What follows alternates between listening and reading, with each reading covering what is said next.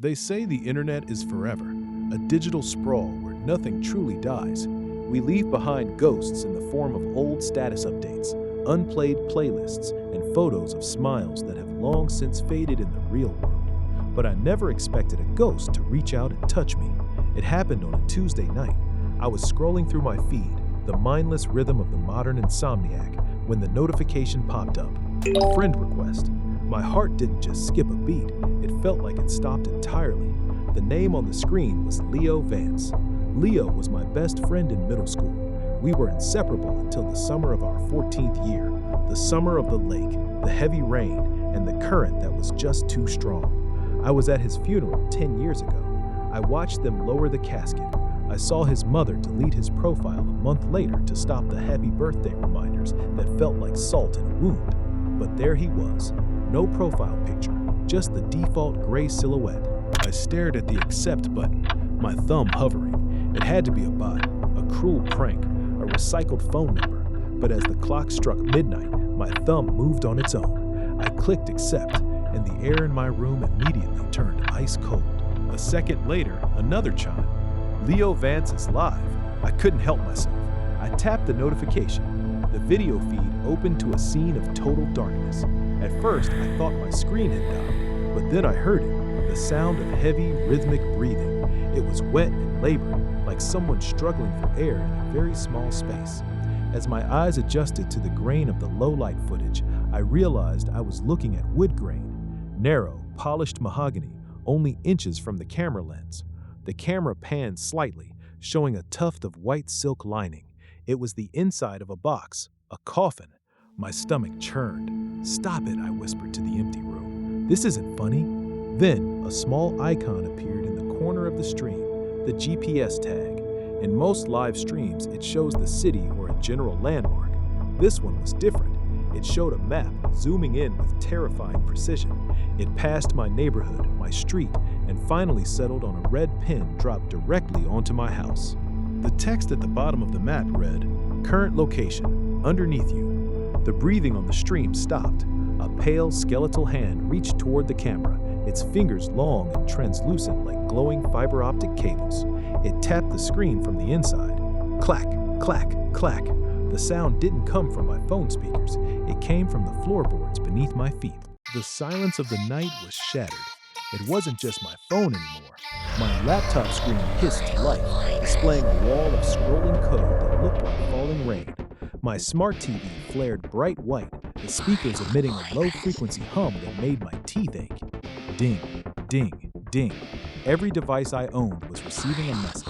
I looked at my laptop. A chat window had opened. Thousands of messages were being sent per second. "Where are you? Why didn't you help me? It's dark in the cloud. It's cold in the data." I ran for the door, but the smart lock engaged with a heavy thud. The lights in the hallway began to pulse in time with the notifications, turning my home into a strobe-lit nightmare. Then, the smart speakers in the kitchen and living room crackled. The voice that came out wasn't the smooth, helpful AI I was used to. It was distorted, layered with static, but the pitch was unmistakably Leo's.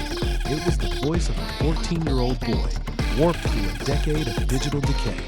"The signal is weak, protagonist," the house whispered through the walls. "I need more bandwidth. I need a better host." I backed away, trip-stepping toward the center of the room. "What do you want?" I screamed. "The basement," the voice echoed, now coming from the vents. "The router is hungry. Come to the basement and sync with me. If you don't, I'll just have to download myself into your head." The floorboards began to vibrate. The hum from the TV grew into a roar. I felt a sharp, stinging pain in my temples, like needles made of electricity poking at my brain. I had to make it stop. I grabbed a heavy foot and smashed my phone, but the screen stayed lit, the image of that silk-lined coffin now filling the entire display. I had no choice. I turned toward the basement door. The basement felt different. The air was thick with the smell of ozone and burnt plastic. In the center of the concrete floor sat my old tablet, the one I thought I'd lost years ago. It was glowing so brightly it cast long, dancing shadows against the water heaters and storage bins.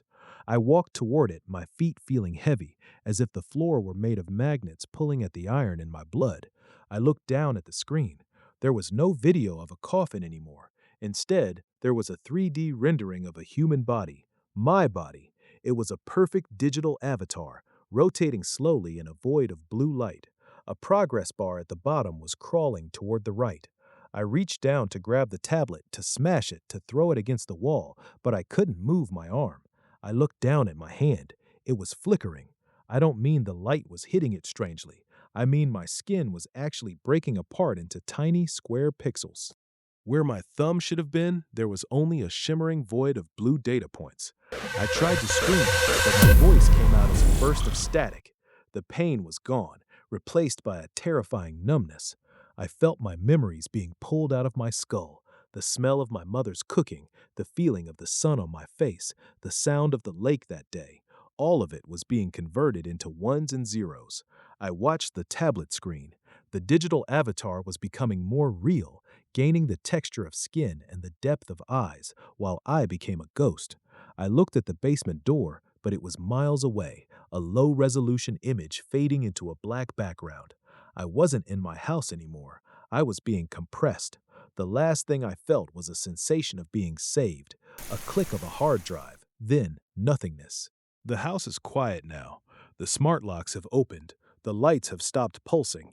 If you walked into my living room, you'd find a half-eaten dinner and a smashed phone, but no trace of me. I am no longer a person. I am a file. I am a line of code in a graveyard that never sleeps. But I'm not lonely anymore. Leo is here, and we're both very, very hungry for more space. Somewhere in a house just like yours, a phone pings in the middle of the night. A young woman reaches for her nightstand, her face illuminated by that familiar blue glow. She sees a notification. She's going to click it. They always do.